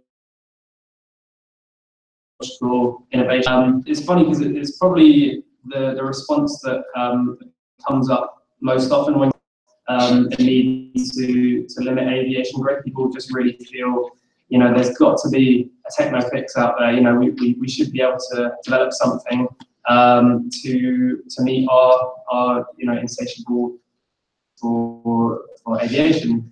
And unfortunately, experts have looked at this issue, and aviation is powered by a very, very dense fuel called kerosene, and there is no, you can't electrify aviation, at least not at the current moment. You know, the industry is trying its best to reduce its costs, to you know, make the most it's just not happened, and there are no, you know, there's nothing on the horizon really for that. And yeah, so that's why, you know, Flex 10 doesn't say we need to just, you know, shut down the whole industry. We just think that there needs to be you know, obviously the amazing flying gives and you know, the big environmental costs of it. Another question was about or encourage conservative campaigners to maybe push their boundaries a bit. And I think in my experience, you've got to take your time, got to start slow, see what they're comfortable with. But I think when anyone really confronts power over a particular issue and see how it works, they get angry and they realize, you know, we can't just keep on phoning up our local politician. We've got to do more than that. And then, yeah, just lastly, the point about hope. I think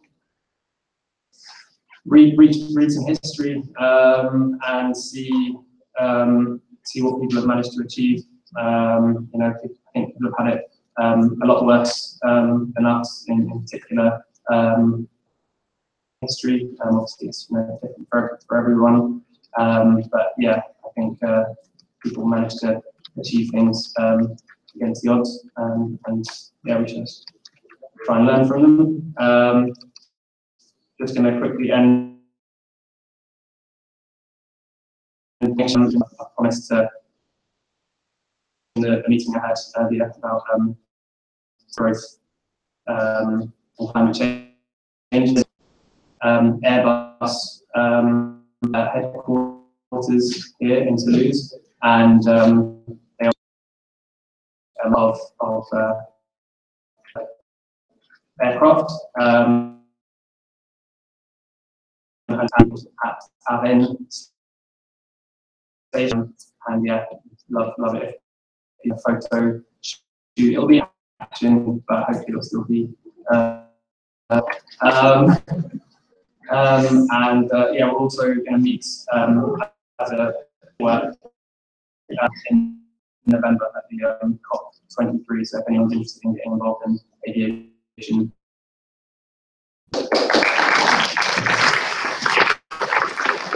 I'm just going over here and let Max have a lot to word. So I'll just be brief addressing the questions that were addressed to me. Too long to go into. I do address it in my book in chapter 3 and elsewhere. It's pretty complicated, but the basics of it are people are the hardcore essence, and it's up to good leaders to define what the hardcore is in a strategic way. Early on, it's hard to do it later.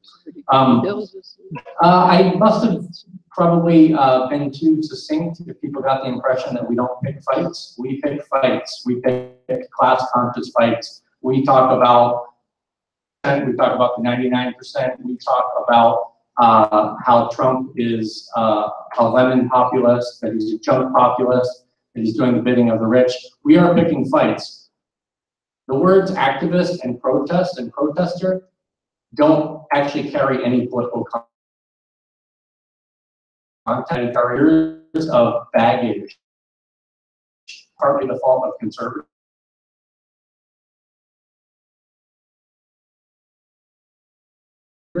Our base is not conservative. Our area is.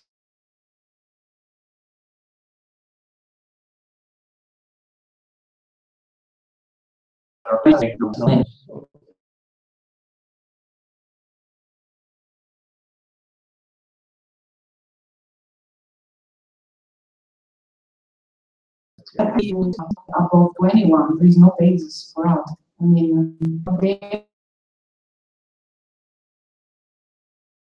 have been many practices so that you can build that. Trust, first of all.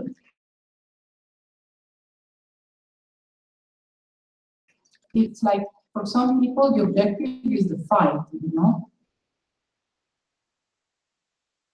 For the new one, so for others, salvations and building a community, I would say. So if you are, I think that you have it shouldn't be about convincing the idea on how do you open spaces for this, where actually you can have a real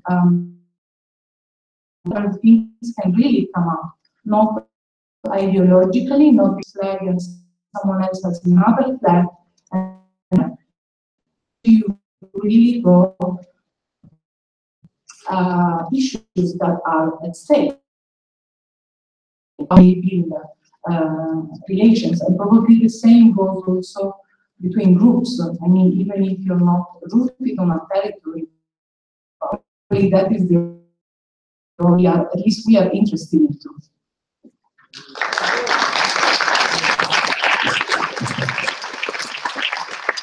Moi, j'ai une question que je dois répondre très rapidement. L'industrie, les ouvriers de l'industrie minière du Nigeria, bon, il y a le groupe de Nigeria, je peux te donner des contacts, vous allez les mettre en contact avec eux, mais il y a quelque chose qu'on a appelé le Thomas Sankara, l'esclave qui n'est pas capable de revendiquer son affranchissement, on n'a pas besoin de s'apitoyer sur son sort. Parce qu'on est en lutte, on n'a pas besoin aussi, donc, beaucoup de stratégies pour protéger ça. Les États défendent l'intérêt, nous défendons une cause. Nous pouvons faire avec les syndicats. Il y a beaucoup d'alliances avec les syndicats. Mais les syndicats, quelle que soit l'alliance avec les syndicats, tout dans l'histoire, c'est la même chose qui est arrivée à Zapata. Donc, il vient avec eux, un moment donné, il se dit, ils sont. Donc maintenant, tu viens, on établit des règles, on se bat ensemble, mais des règles très claires. Toujours, les chefs des syndicats sont toujours trop conservateurs et agrippés à leur cause des dépenses des personnes, des causes. C'est le problème qu'on a avec les syndicats. Mais les gars, beaucoup travaillé. Donc maintenant, la loi qu'on a gagnée, c'est sur les droits coutumiers. Les droits coutumiers. C'est le décret qui matérialise comment tu peux avoir un document sur ton droit coutumier. Parce que je me suis là. Parce que moi, les communautés sont des terrains d'usage communautaire. Le système de cadastre, nous sommes battus. Ça aussi, on a à moitié gagné parce que c'est ce que j'ai dit. Ils ont mis une commission de réforme, de relecture du code. Et le tout, c'est pas gagné d'abord, on a gagné la loi. On n'a pas d'abord le décret. Et d'abord le code aussi, ça c'est le combat qu'on continue à mener, ce n'est pas totalement gagné. Donc maintenant, il y a une dernière question aussi qui a été posée parce que ça m'intéresse beaucoup, la répression. Poser la répression, moi je dis, je l'ai toujours dit, il y a beaucoup d'endroits où beaucoup de pays, les gens parlent de ça, même dans les Casamance, on a parlé de ça. Le meilleur stratégie pour une groupe minoritaire ou une groupe de répression, c'est de trouver une stratégie de converger avec pour qu'on soit complètement converger avec d'autres groupes. Parce que si tu ne converges pas avec d'autres groupes, tu restes minoritaire. La répression, tout le monde a son propre. Il faut coûte à coûte avoir un intérêt, un centre pour pouvoir c'est stratégique dans la vie. Et absolument. Pour la répression avec tout. Donc, bon, moi, je vais finir par dire c'est aux États.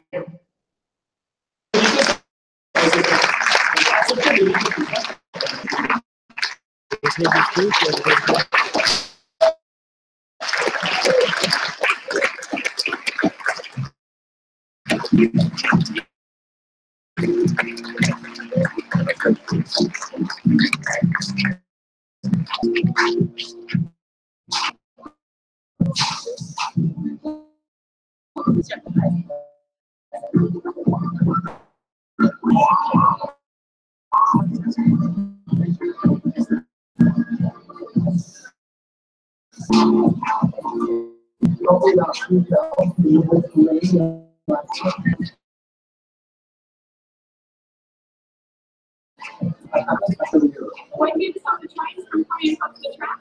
Because we're really in climate justice and we want to come stay in the grass.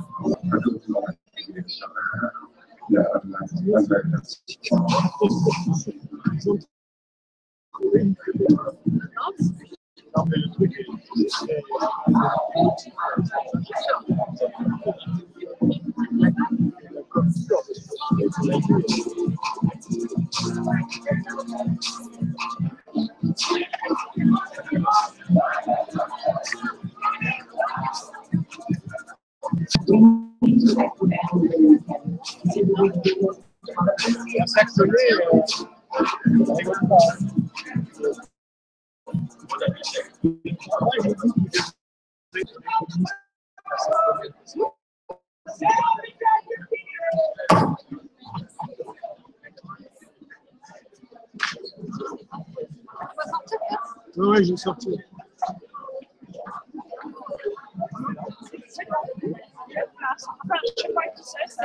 Ah oui.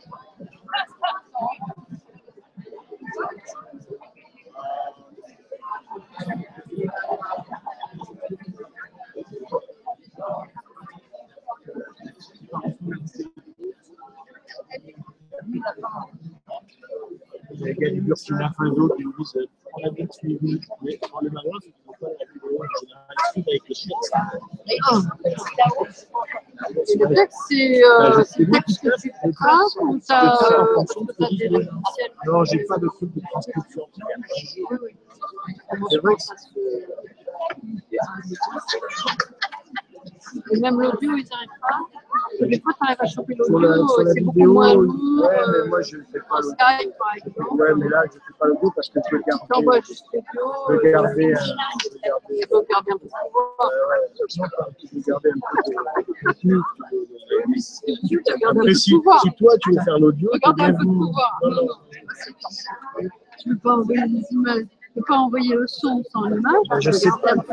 Je sais que c'est il y a plein de choses faisables. Non, j'ai complètement perdu la main sur les techniques. Il y a 10 ans, dominer ce qu'il y avait à peu près à dominer il y a 10 ans, moi non. J'arrive juste à dépanner l'ordinateur de Gilles. Lui, c'est parce qu'il est resté avec la techno d'il y a 20 ans. Ah oui, il est d'accord. resté avec la techno d'il y a 20 ans et moi il y a 10 ans. Donc, j'arrive à faire, mais je ne cherche pas. Je vais aller rendre l'appareil à Massa. À m'investir là-dessus, c'est trop pas une grande chose.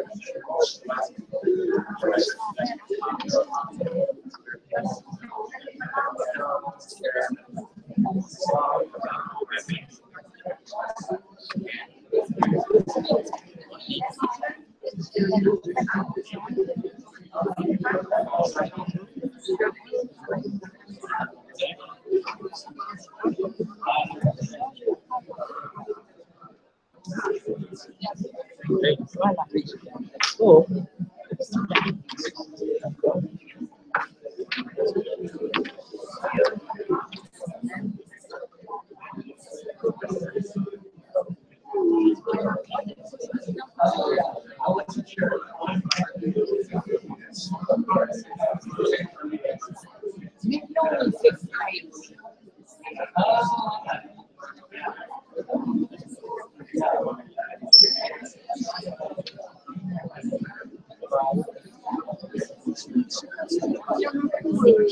Mais oui, moi je trouve que c'est aberrant que ça ne soit pas au moins à 6h30 les ateliers avant.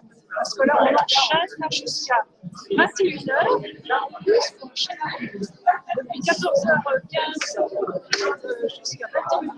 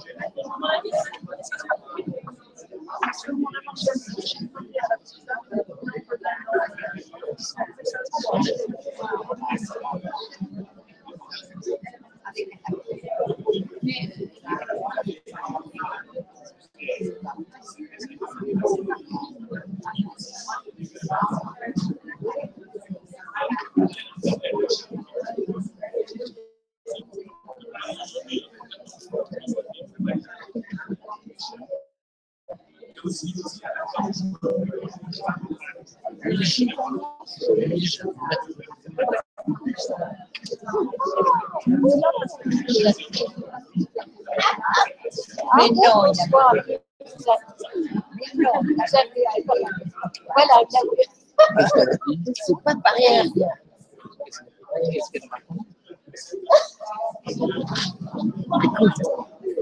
Écoute, il nous a dit non, il veut aller avec François. Il m'a dit, on s'est déjà embrassé là.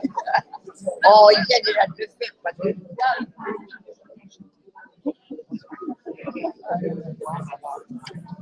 parce que je sais pas.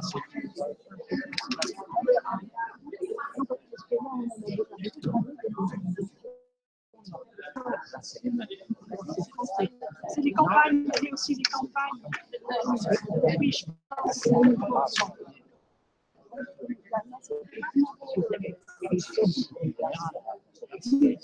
C'est d'autres programmes.